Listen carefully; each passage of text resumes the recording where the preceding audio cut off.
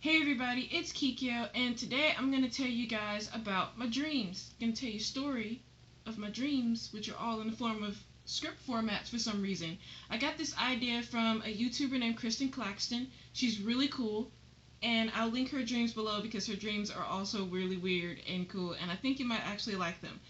And I don't know why I wrote these dreams down in script form, but that's the way I wrote them when I was like in middle school and in high school and everything, because that's when I started writing down all my dreams. I was like, I should do it because maybe I'll get a story idea later on in life. No, they're too weird. Just yeah. But this one's called No Longer Standard Time.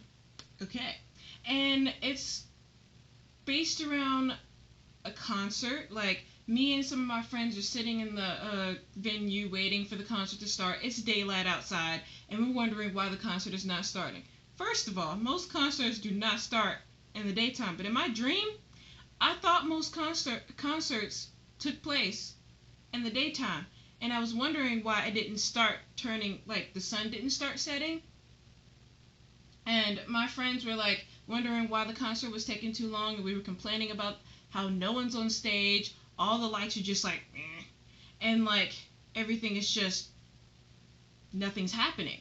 And some random lady pops up, and she just like looks at us with these weird glassy eyes and everything like that, and she's all like, "It's no longer standard time.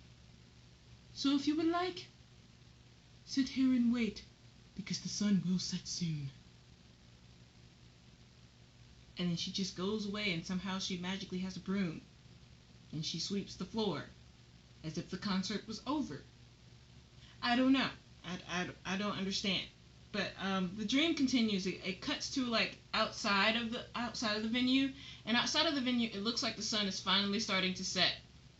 And there's some girls waiting to go inside of the concert. I guess we're VIP, so we got to go inside first before the concert started. And I guess we're like being able to meet whatever person, thing, group is playing or whatever. And like these girls are outside just screaming hysterically. They're all obviously 13 and 12-year-old teenagers and like some older people, but they're all just screaming and hollering and waiting for whoever to show up. And some guy rolls in all black, dressed up like he's in the Matrix, and he comes in on a motorcycle, and he's like, "I'm cool."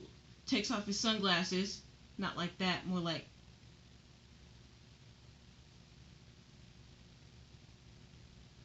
yeah, that's how you take off sunglasses. Anyway, so he comes in on a motorcycle. The girls start screaming even louder, and they start running towards him, but there's security guards stopping them from like, getting past.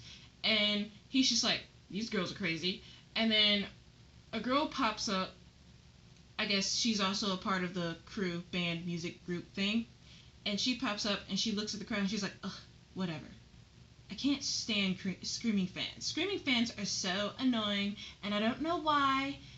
They just scream. I'm just like, come on, we're musicians. Just love our music. I don't really care. Stop screaming at me. And then another car rolls up, and it's like this sky blue car. It just rolls up, and then a guy comes out in a sky blue suit, and apparently his name is Rick, according to the story, but no one ever says his name, but I just named him Rick in my dream. Whatever. And he's like, "Hey guys, how's it going?" And then the guy that was on a motorcycle gets angry all of a sudden. He's like, "We're supposed to be wearing all black. We are a band, and we're supposed to be looking the same, or at least similar, so why aren't you wearing black?" And the dude Rick, he was like, "Well, sometimes I feel like I'm in a very sky blue mood. There's this mood called sky blue? It's a new mood. I just want to dress that way." And so the other guy that was on the motorcycle was just furious about the outfit change, and he's like, "We're gonna have to figure out with wardrobe. The concert's gonna start later because you came in sky blue, and we all agreed to wear dark colors and blah blah blah, yada yada yada." And then Rick pulls up this whole, "Aren't we supposed to follow our hearts" line, and it just gets really weird, and it just makes absolutely no sense.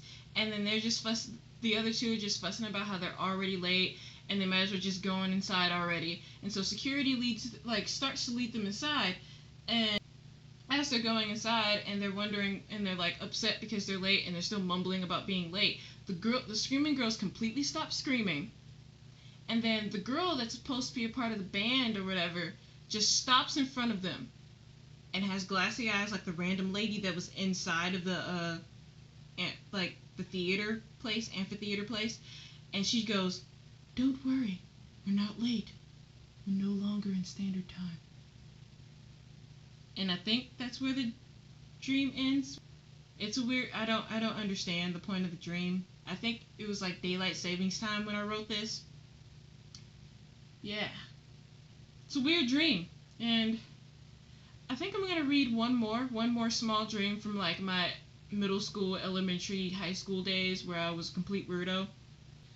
Okay, so the next short dream thing that's in like again in script format when I wrote it, it's called The Hot One, and it takes place in my high school, and the high school looks really weird and altered like most buildings and dreams do.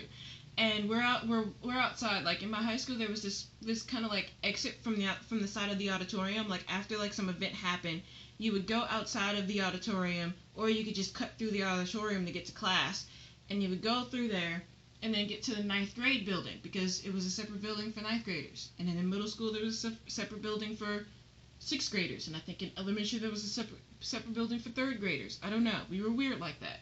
But yeah, so me and my friends, Chanel and Bianca, again, we're like walking through the auditorium and going out of the exit, and we see a really cute guy, and like most of the script is like 1 word to 2 words just coming from us. It's like, OMG, what? Where? Like, I'm like, Blondie! And like yelling names and everything like that. And I'm over here freaking out about this really cute guy who happens to be blonde, because that's the only thing I said was Blondie. And like the guy walked past me, and everyone was like freaking out, like, what? Where is he? Where is he? He's so hot.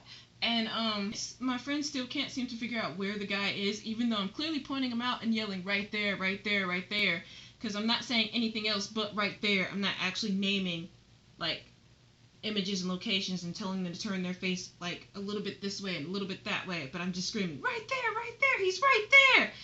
And then one of my guy friends pops up, and he decides that he's going to help out.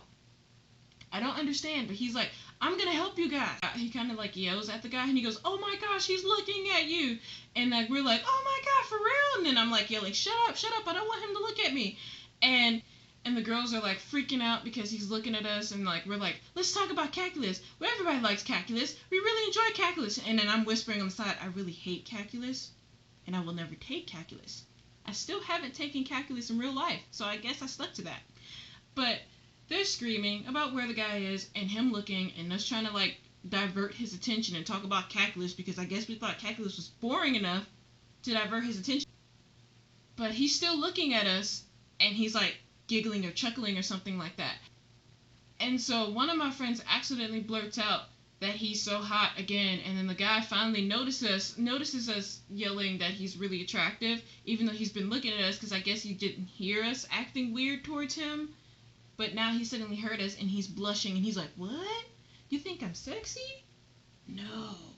And so like when we noticed that he like heard us finally, we decide that we are going to take off running, which is completely weird. It's a weird decision to do, but we decide in the dream that we are going to take off running, and hopefully he doesn't follow us or come after us. Like, he would actually do that. He probably just went, they're strange. I don't know why they're running away. And I end up tripping. I actually trip in my dream. And I yell, and like everyone was like, are you okay? Come on, we're almost there. We're almost out of his eye view. And I'm like, no, just go on without me. I can't handle it anymore. Just go. Go on without me, okay? And like everyone was like, no, you have to come with us. Come on. I was like, I can't move anymore. It's over. Just go on without me. And then my random guy friend pops up again, because he disappeared after the first time he popped up. But he pops up again, and he goes, hop, Sierra, hop! You can do it! Hop to freedom! Hop to freedom! So I get up and I start hopping around everywhere, and I'm like, I can do it! And so we take off running, and I'm hopping along, and the guy's just looking at us like we're complete weirdos. That's where my dream ends, with him going, ha, they crack me up. Weirdos. But yeah, those are my dreams. They're all really weird. They make absolutely no sense. Most of them just deal with, like, I guess the way my brain is processing what went on through the day, and it's just like, crazy. So yeah, if you want to hear any more dreams, let me know. Look at Kristen's dreams below. They're also weird and hilarious. And like, you can click right here where her name is. Whee! All right, have a great and wonderful day, guys. Bye.